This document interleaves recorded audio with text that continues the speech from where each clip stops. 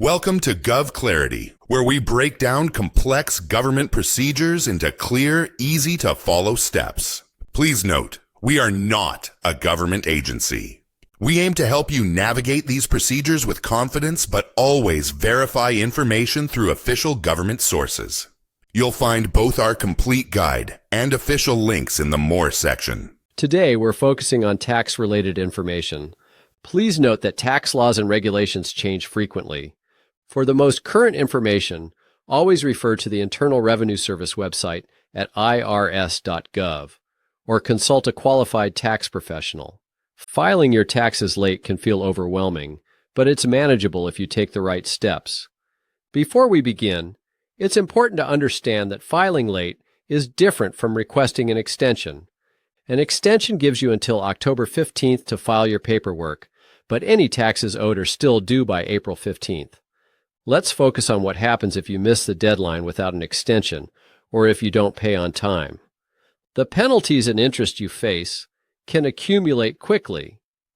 If you owe money, penalties and interest start accumulating immediately. The failure to file penalty is 5% of your unpaid taxes per month, up to a maximum of 25%.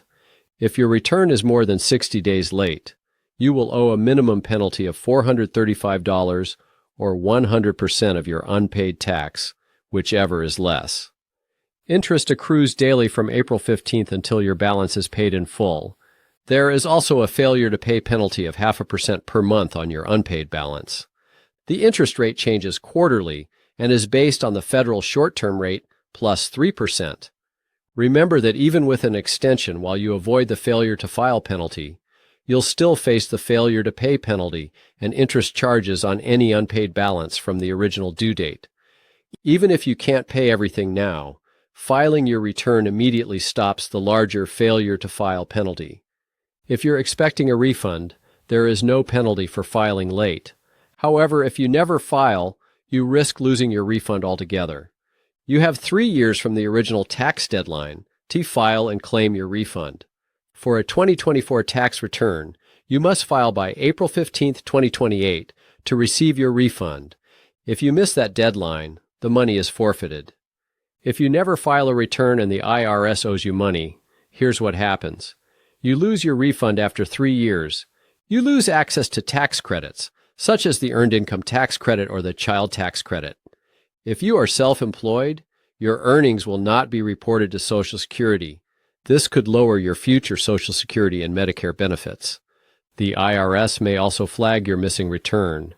If you continue not to file, the IRS may eventually create a substitute for return on your behalf based on information from your employers and financial institutions.